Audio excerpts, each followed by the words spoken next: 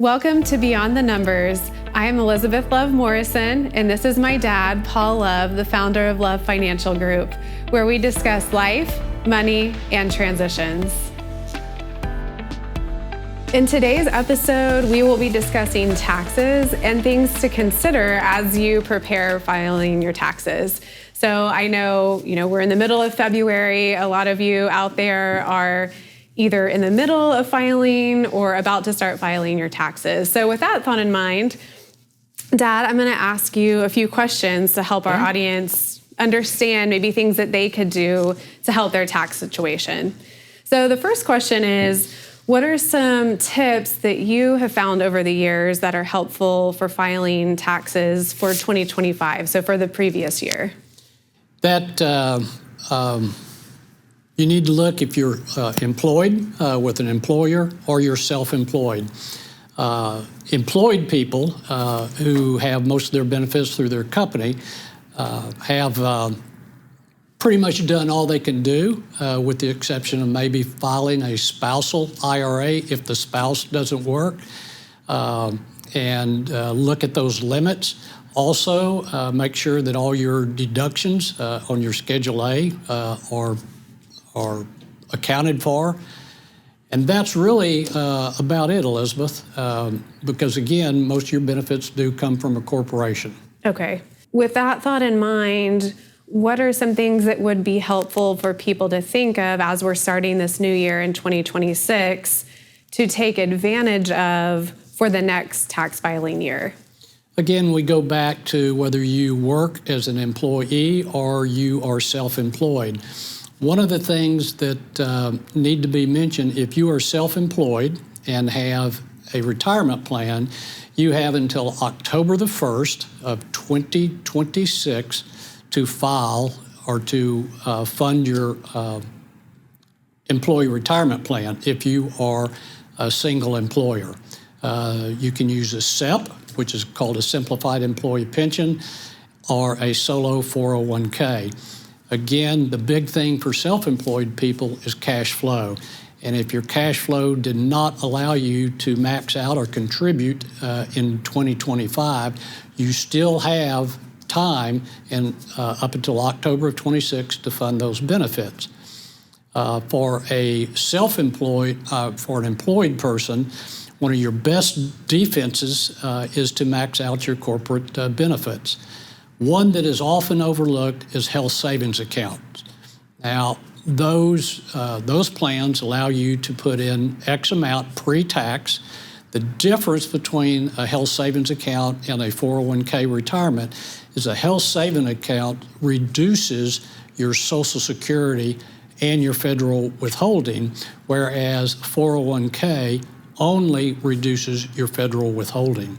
So taking control of those benefits and maxing those benefits out on a pre-tax basis is one of the first things for a employed person with company benefits. For a self-employed person, they actually have a couple of other options to do. And one of the things that I used when my daughter, Elizabeth, was going to college, if you're fortunate enough to have a side business, and some people have country homes or country properties that they can put in a LLC or some entity, you can hire your child during the summer and pay up to between $3,000 and $4,000 a year. You get to write that off, and they don't pick that up as income because it's under the limit. One of the years, Elizabeth came home for summer. She worked for me, and I was able to pay her that max benefit, and that was some of her spending money for college, and that was a nice write-off for me. Again, you need to have you can be employed with a corporation, but you need to have a side business that you can do that with. Okay, those are definitely some good things to take into consideration. So going back to people who are employed by a corporation or a company, I know you touched on a few things that people can do to help lower their taxable income. Is there anything else that you would add to that? I know you had touched on HSA and 401k contributions. So when looking at Roth and traditional 401k choices within your company benefits, a family that has small children are usually in a lower tax bracket. It's not until those children graduate from college that you enter the highest income tax bracket. So contributing to a Roth IRA or Roth 401k portion during your working years while the children, you can still deduct them, is a good way to build up some tax-free income for later use. While you do not get a deduction for your Roth contributions, again, it will help you down the road in giving you an avenue of tax-free income. And just be aware, used to call it cafeteria plans. I think it's now Section 125. Just make sure that you have, if you have children in daycares, private school, that you are taking advantage of all the contributions that can be paid into pre-tax. So for those that are high earners and maybe they're maxing out their 401ks, what advice do you have for them, those people that are working at corporations and maxing out their 401ks? So typically some issues come up for the high earners, and that's usually, we've worked with a number of people in the oil and gas industry. And what happens, their bonuses are paid usually in the spring, and they can max out their pre-tax contributions to their 401ks by March or April due to those bonuses. And that's all they can contribute. The tax law says that you can only contribute up to a certain amount of income, and then after that you can't contribute. And so what happens is those monies, if you don't take notice of them, go into what's called an after-tax account, which can be rolled at the end of the year into a Roth 401k. So understanding your benefits, and again, this is for employed people, the higher earners, and typically we're talking about people who earn between 300 and 400 plus per year, making sure that you understand at what point you do not get to deduct your 401k contributions, being aware of that. That's good. I know that can be very confusing for people who fall into that category. And so many times people also, Elizabeth, they'll not really pay attention to the HSA accounts. HSAs, people going into retirement after working years with a nice HSA, the benefits of that HSA into retirement are a great thing, whether it's health care, whether it's old age living expenses. It is a great thing to have. And we don't have time to go into it, but when you choose a Medicare and a Medicare supplement plan, if you have a nice HSA balance, you can do what's called a high deductible plan, which really cuts down on the monthly premium. So I always recommend, if your family can handle the lower cash flow from contributions to all these benefits, HSA is a great benefit to look into. I know sometimes there's some confusion out there about a health savings account, which is an HSA, which is what you were talking about, and an HFA, or a health flex account. So just to give some clarification for our audience, a health flex account typically does not roll over. And so whatever you put into that account has to be spent by the end of the year. A health savings account can accumulate over time, and you don't have to spend it within a year's period. And so like you were saying, there's a lot of benefits to building that up. And some health savings accounts even allow you to invest the money, and you have the potential for more growth. So there's a lot more options within the health savings account. But if that's not available to you, you can still take advantage of a flex account for medications and doctor visits, things like that.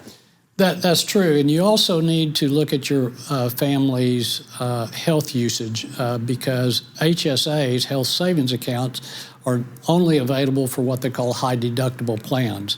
And typically with small children, you're taking them to the doctors quite a bit. And if your company offers a PPO, preferred provider, where you have a $10 or $25 office visit, that may actually work out better for you than the health savings account.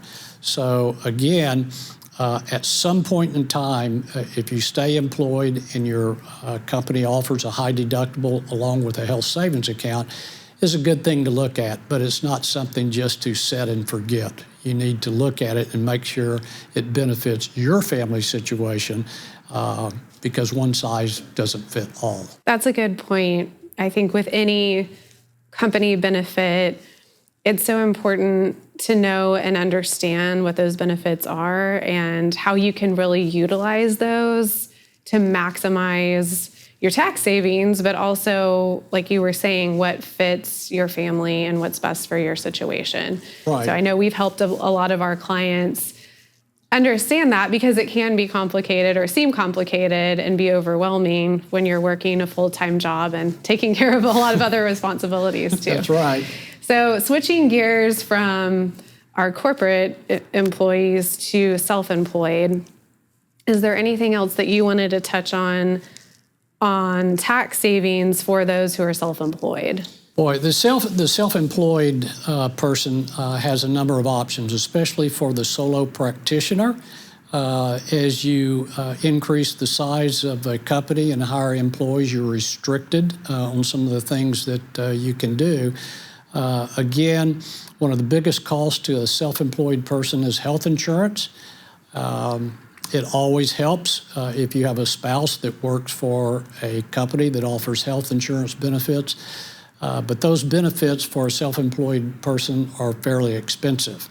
And so for the self-employed person, they are able to deduct, it's called on Schedule 1, their premiums that they pay.